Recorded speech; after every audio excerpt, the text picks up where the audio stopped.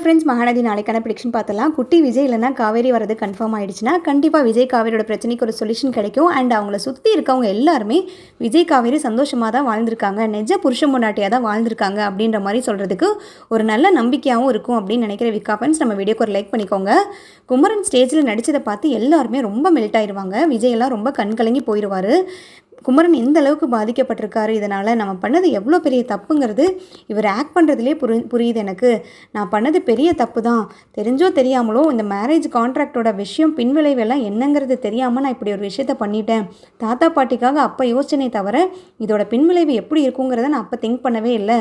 இப்போ புரியுது குமரன் எந்த அளவுக்கு மனசுடைஞ்சு போயிருப்பார்னா இந்த அளவுக்கு அழுதுகிட்டே ஸ்டேஜில் ஆக்ட் பண்ணுவார். குமரனை எப்படியாவது சமாதானப்படுத்தணும், அவர்கிட்ட எப்படியாவது மன்னிப்பு கேட்டு அவரை இந்த குற்ற உணர்ச்சியிலேருந்து வெளியில் கொண்டு வரணும், நம்ம பண்ணது தான் தப்பு அப்படின்ற மாதிரி ரொம்பவே மெல்ட் ஆகி பேசுவார். அதே சமயத்தில் காவேரியும் பார்த்திங்கன்னா விஜய் நினச்சி தான் வருத்தப்படுவாங்க. விஜய் இந்த அளவுக்கு ஃபீல் பண்ணுவார். கண்டிப்பாக இதெல்லாம் கேட்டார்னா விஜய் மட்டும் இந்த தப்பு பண்ண கிடையாது, நம்மளும் தான் பண்ணியிருக்கோம். நம்மளோட சுயநலத்துக்காக நம்ம தங்கச்சி அப்போ காப்பாற்றணுங்கிறதுக்காக எதையுமே யோசிக்காமல் நம்ம பண்ண தப்பு இப்போ அவருக்கு ரொம்ப கெட்ட பேராக இருக்குது அப்படின்ற மாதிரி யோசிச்சுட்டு காவேரியும் ஃபீல் பண்ணிகிட்ருப்பாங்க.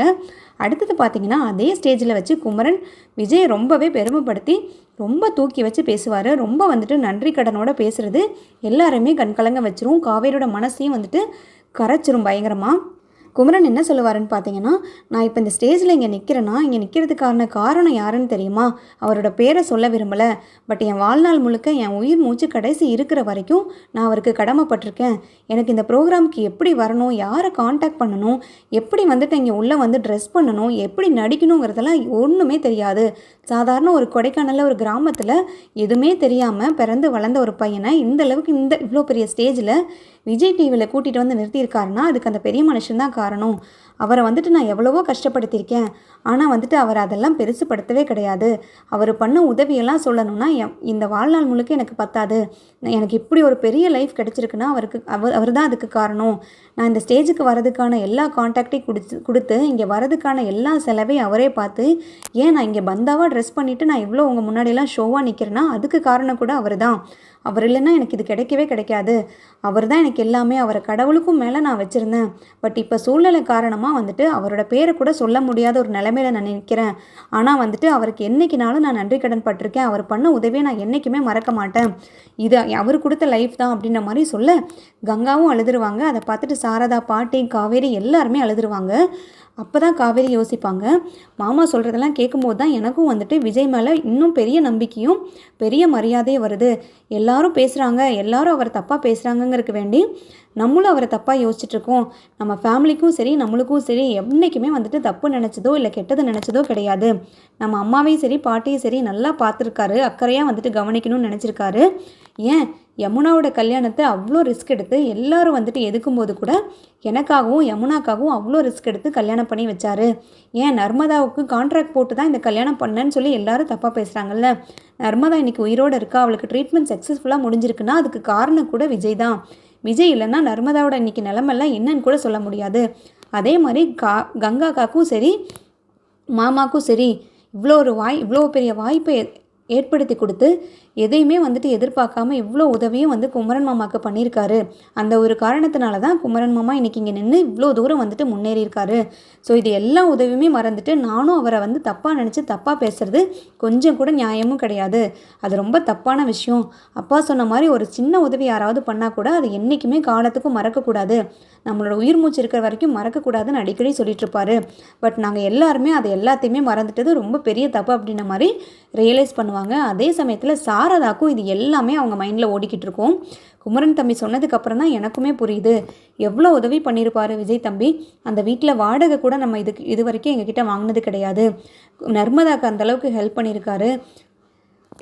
யமுனாவுக்கு ஹெல்ப் பண்ணி அவளுக்கு அந்தளவுக்கு கல்யாணம் பண்ணி வச்சு எல்லா செலவையும் அவரே பார்த்துருக்காரு.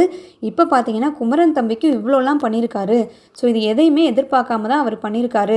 அதெல்லாம் நம்ம மறந்துட்டு அவரை ரொம்ப மரியாதை குறைவாக ரொம்ப தரங்கெட்டத்தனமாக அவரை நடத்துனது தப்பு தான். இருந்தாலும் இந்த கான்ட்ராக்டுன்ற ஒரு விஷயம் என்னால் மனசெலவிலையும் உடம்புலவிலையும் ஏற்றுக்கவே முடியல. இதை எந்த விதத்தில் ஏற்றுக்கிறதுன்னு எனக்கு தெரியல. அந்த ஒரு காரணத்தினால தான் அவர் அந்த அளவுக்கு வெறுத்து பேசுகிறதா போச்சு. ஆனால் குமரன் தம்பி சொன்னதுக்கப்புறம் தான் என் மனசே கரையிற மாதிரி ஆயிடுச்சு அப்படின்ற மாதிரி சாரதாக்கும் மனசில் தோணிட்டு இருக்கும். அதை பார்த்து கங்கா, பாட்டி எல்லாருமே வந்துட்டு ரியலைஸ் பண்ணிடுவாங்க. விஜய் மேலே தப்பே கிடையாது. விஜய் பண்ணது ஒரு விதத்தில் தப்பாகவே இருந்தாலும் அவர் அறியாமல் பண்ணிட்டாரு. கான்ட்ராக்ட்னா என்ன, இதோட பின்விளைவு என்ன, இதெல்லாம் வந்துட்டு கேவலமான விஷயம் அப்படிங்கிறது புரியாமல் அவர் சிட்டியில் வளர்ந்ததுனால இந்த மாதிரி ஒரு முடிவெடுக்க வேண்டிய சூழ்நிலைக்கு வந்துட்டு அவர் ஆளாயிட்டார். ஆனால் காவேரிக்கு எந்த குறையும் வச்சதே கிடையாது. காவேரி எந்த அளவுக்கு வந்துட்டு பார்த்துருக்காரு, காவேரியை ராணி மாதிரி வந்து நடத்தியிருக்காரு. யமுனா கல்யாணம் பண்ணிட்டான்னு தெரிஞ்சோன்னே காவேரியோட நகையெல்லாம் கொடுத்துட்டு அனுப்புனாரு. நீ யமுனாக்கு எவ்வளோ வேணுமோ பண்ணு அப்படின்ன மாதிரி. இந்த மாதிரி பண்ணுறக்கெல்லாம் யாருக்கு மனசு வரும்? பெத்த பிள்ளைங்க கூட இந்த காலத்தில் அப்படிலாம் பண்ணாது. ஒரு மருமக அந்த அளவுக்கு பண்ணியிருக்காருன்னா அந்த நன்றி கிட்ட தனமாக நடந்துக்கிட்டது நம்ம தப்பு தான் அப்படின்ற மாதிரி சாரதாவும் ரியலைஸ் பண்ணுவாங்க. அந்த டைமில் பார்த்தீங்கன்னா இதெல்லாம் கேட்டுட்டு இருந்த விஜய் ரொம்பவே கண்கலங்கி போயிடுவார். லிட்ரலி அழுகவே ஆரம்பிச்சிருவார். குமரன் இந்த அளவுக்கு நம்ம மேலே மரியாதையும் பாசமும் வச்சுருந்துருக்காரு, அதை எல்லாத்தையுமே நான் எடுத்து குட்டிச்சவர் ஆக்கிட்டேன். நான் பண்ண ஒரு சின்ன தப்புனால இந்த அளவுக்கு ஒரு ஃபேமிலியவே வந்துட்டு கஷ்டப்படுத்திட்டேன். இதை எல்லாத்தையும் கண்டிப்பாக சரி பண்ணுவேன். குமரன் வந்து எந்த அளவுக்கு என் மேலே நம்பிக்கையும் பாசமும் வச்சுருந்தாரோ அதை திருப்பி கொண்டு வர அளவுக்கு நானும் நடந்துக்குவேன் அப்படின்ற மாதிரி யோசிச்சுட்ருப்பாரு.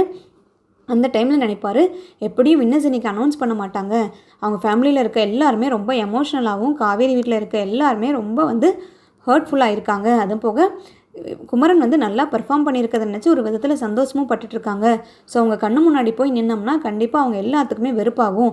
அவங்க என்னை பார்த்தாவே வந்துட்டு அவங்களுக்கு பிடிக்காது. அதனால் யாரையும் வந்து டிஸ்டர்ப் பண்ண வேண்டாம், எந்த தொந்தரவும் பண்ணாமல் நம்ம இப்போ கிளம்பிடலாம். நாளைக்கு வந்து காவேரியோட வீட்டில் போய் நம்ம எல்லாத்தையும் பேசிக்கலாம். என்ன பேசணும்னு நினச்சோமோ, என்ன பிளான் பண்ணமோ அது எல்லாத்தையும் நாளைக்கு தெளிவாக பேசிக்கலாம் அப்படின்ற மாதிரி விஜய் அங்கேருந்து கிளம்பி போயிடுவார். அந்த டைமில் பார்த்தீங்கன்னா பெர்ஃபார்ம் பண்ணி முடிச்சுட்டு வெயிட்டிங் ஹாலில் குமரன் யோசிச்சுட்ருப்பார். நாளைக்கே போய் விஜய்கிட்ட பேசியே தான் ஆகணும். அவங்க ஏதோ தெரிஞ்சோ தெரியாமலோ 2 பேரும் அந்த தப்பு பண்ணிட்டாங்க. ஆனால் இப்போ கூட விஜய் காவேரி தான் வேணுங்கிறாரு. அதே சமயத்தில் காவேரிக்கும் வந்து விஜய் தான் வேணுன்ற மாதிரி இருக்கா. அத்தையோட கம்பல்ஷனாலையும் நம்மளோட பிடிவாதத்தினால மட்டும்தான் காவேரி வந்து பல்ல கடிச்சிட்டு நம்மளுக்கு ஒத்துழைச்சிட்டு இருக்காளே தவிர காவேரி மனசில் விஜய் மட்டும்தான் இருக்காரு. அவங்க 2 பேரும் உயிருக்கு உயிராக இருக்காங்க. அவங்க 2 பேரும் நாங்கள் புருஷன் முன்னாட்டியாக சேர்ந்து வாழறோன்னு சொல்லும்போது நம்ம எந்த காரணத்துக்காக அதை தடுக்கணும்? நம்ம தடுக்கிறதுக்கு யார்? இப்போ எல்லாரும் சந்தோஷமாக இருக்கும்போது காவேரி மட்டும் தனிமரமாக நிற்கிறத பார்த்துட்டு அதுக்கான குற்ற உணர்ச்சியும் அதுக்கான தண்டனையும் அனுபவிக்கிறதுக்கு நான் தயாராக கிடையாது. அவங்க தெரிஞ்சோ தெரியாமலும் அந்த தப்பை பண்ணிட்டாங்க. இப்போ அவங்க 2 பேருமே வந்துட்டு ரியலைஸ் பண்ணி 2 பேரும் சந்தோஷமாக வாழணும்னு பிளான் பண்ணுறாங்க. அதை வந்து நம்ம எக்காரணத்துக்கு ஒன்றும் தடுக்கக்கூடாது. அவங்க 2 பேர்த்தையும் சேர்த்து வைக்க வேண்டிய கடமையும் பொறுப்பும் ஒரு நல்ல ஆளாக நம்மளுக்கு தான் இருக்குது. ஏன்னா முழுக்க தப்புக்கெல்லாம் காரணமே முதல் படியே நான் மட்டும்தான். ஸோ நான் தான் அவங்கள சேர்த்து வச்சே ஆகணும். விஜய் காலில் கூட விலகிறதுக்கு தயாராக இருக்கேன். ஏன்னா அவ்வளோ மரியாதை குறைவாக அவரை நடத்தியிருக்கேன். அதுக்கெல்லாம் மன்னிப்பு கேட்டே ஆகணும். நான் எல்லாத்தையும் மறந்துட்டு கோவத்தில் வந்துட்டு அவரை ரொம்ப மரியாதை குறைவாக பேசிட்டேன். அதுக்கெல்லாம் கண்டிப்பாக மன்னிப்பு கேட்டுருவோம் அவர்கிட்ட. நாளைக்கே போய் விஜயை மீட் பண்ணி எல்லாத்தையும் வந்துட்டு சால்வ் பண்ண வேண்டியது நம்மளோட பொறுப்பு தான் அப்படின்ற மாதிரி குமரன் ஒரு பக்கம் பிளான் பண்ணிகிட்ருப்பாரு. அந்த டைமில் பார்த்தீங்கன்னா ஆடிஷன் முடிஞ்சிடும். நாளைக்கு வின்னர்ஸ் அனௌன்ஸ் பண்ணுறேன்னு சொல்லிட்டு வீட்டுக்கு போயிடுவாங்க. வீட்டுக்கு போனதுமே வந்து காவேரிக்கு மயக்க வர மாதிரி இருக்குன்னு சொல்லிட்டு சேரில் உட்காருவாங்க. எல்லாருமே ரொம்ப பதட்டமாயிடுவாங்க. என்னாச்சு திடீர்னு ஏன் மயக்க வர மாதிரி இருக்குன்னு காவேரி போய் உட்காராளே அப்படின்னு சொல்லிட்டு எல்லாரும் பதட்டமாகி தண்ணி எடுத்து கொடுப்பாங்க. அந்த டைமில் பார்த்தீங்கன்னா பாட்டி கேட்பாங்க, என்னடி ஆச்சு, நைட்டு டைமில் உனக்கு என்ன மயக்க வருது, வெயில் கூட கிடையாது அப்படின்ற மாதிரி கேட்க உடனே சாரதாம்மா சொல்லுவாங்க, ஆமாத்த, ஒழுங்காக தூங்குறது கிடையாது, ஒழுங்காக சாப்பிட்றது கிடையாது, கண்டதையும் போட்டு யோசிச்சுட்டு இருக்கனால தான் அவளுக்கு மயக்கம் வந்திருக்கும், வேறு எதுவும் கிடையாது அப்படின்ற மாதிரி சொல்கிறேன். உடனே பாட்டி சொல்லுவாங்க, என்ன சாரதா நீயும் கூறுகிட்டத்தனமாக பேசுகிற, மதிய நேரத்தில் மயக்கம் வர்றது சாதாரண விஷயம், பட் இப்போ நைட் டைமில் வந்து மயக்கம் வர்றது யாருக்கிட்டே வரும்? அப்படி என்ன அவள் எத்தனை நாளாக சாப்பிடாமல் இருந்தா? மத்தியானம் தானே சாப்பிட்டா, நல்லா தான் சாப்பிட்டா. அப்படிலாம் சாதாரண டைம்லலாம் நைட் டைம்லலாம் மயக்கம் வரக்கு வாய்ப்பே கிடையாது, இது வேறு எதுவும் விஷயமாக தான் இருக்கும் போகுது அப்படின்ற மாதிரி சொல்ல, நீங்கள் என்னத்தை யோசிச்சுக்கிட்டு இருக்கீங்க கூறுகிட்டத்தனமா, வேறு என்ன விஷயமா இருக்க போகுது, அதெல்லாம் ஒன்றும் இருக்காது அப்படின்ற மாதிரி சொல்ல உடனே கங்கா சொல்லுவாங்க, அம்மா ஒரு 2-3 டைம் சாப்பிடும்போது வாந்தி வர மாதிரி இருக்குன்னு வேற காவேரி சொன்னால் எனக்கு இப்போ தாம்மா ஞாபகம் வருது. காவேரி நீ முந்தானத்து கூட சொன்னையில சாப்பிடும்போது வாந்தி வர மாதிரி இருக்குது அப்படின்ற மாதிரி சொல்ல உடனே காவேரியும் சொல்லுவாங்க, ஆமாக்கா வாந்தி வர மாதிரி இருந்துச்சுல்ல அப்படின்ற மாதிரி காவேரி யோசிப்பாங்க. அந்த டைமில் பார்த்தீங்கன்னா பாட்டிக்கும் சாரதாக்கும் டவுட் வந்துடும். என்ன வாந்திங்கிறாங்க மயக்கங்கிறாங்க, என்னவா இருக்கும், நம்ம இருக்க பிரச்சனையில் நம்ம குடும்பம் இப்படி சீரழிஞ்சு போய் கேவலப்பட்டு நிற்கிற நிலமையில் கண்டதும் ஏதாவது இருந்துற போகுது அப்படின்ற மாதிரி சாரதா மனசில் அப்போவே தோண ஆரம்பிச்சிடும். உடனே கங்காவும் காவேரியும் ஸ்ட்ரைக் ஆயிடுவாங்க. 2 பேர்த்துக்குமே ரொம்ப டவுட்ஃபுல்லாகிடும். அப்போ தான் காவேரி யோசிச்சுட்ருப்பாங்க, நம்மளுக்கு பீரியட்ஸ் டிலே ஆகி கிட்டத்தட்ட 20 நாள் ஆகுதே, நம்ம இதை பற்றி யோசிக்கவும் கிடையாது, கங்காக்கிட்ட சொல்லவும் கிடையாது, இதை உடனடியாக சொல்லியே ஆகணும். என்னவா இருக்கும் கடவுளே, நம்ம ஃபேமிலி இப்போ இருக்கிற சுச்சுவேஷனில் விஜயும் நானும் இப்படி பிரிஞ்சிருக்கிற டைமில் எந்த விஷயமும் பாசிட்டிவாக இருக்கவே கூடாது. ஒரு வேளை ப்ரெக்னென்சி அந்த மாதிரிலாம் இருந்துடவே கூடாது. அது எல்லாருக்குமே ரொம்ப கசப்பாக இருக்கும். நம்ம இந்த விஷயத்த வந்து சந்தோஷமாக சொல்ல வேண்டிய நிலைமை இல்லாமல் போய் இப்படி நான் ஒர்ஸ்ட்டான சுச்சுவேஷனில் இந்த மாதிரிலாம் சொன்னால் யாருக்குமே அது சந்தோஷமாகவும் இருக்காது. அப்படிலாம் எதுவுமே இருக்கக்கூடாது.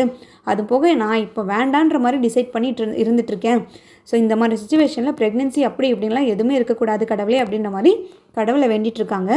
உடனே வந்துட்டு கங்கா காட்ட போய் சொல்லியே ஆகணும். இது என்ன விஷயங்கிறது அவங்கக்கிட்ட தான் கேட்கணும். என்னவா இருக்கும்னு தெரியலையே அப்படின்ற மாதிரி போய் சொல்ல அவங்கக்கிட்டையும் அவங்களும் வந்து ஷாக் ஆயிடுவாங்க. என்னடி சொல்கிறேன், பீரியட்ஸ் வேறு டிலே ஆகுது, மயக்கம் வருது, வாந்தி வருதுன்ற இதில் ஏதோ தப்பு இருக்குது.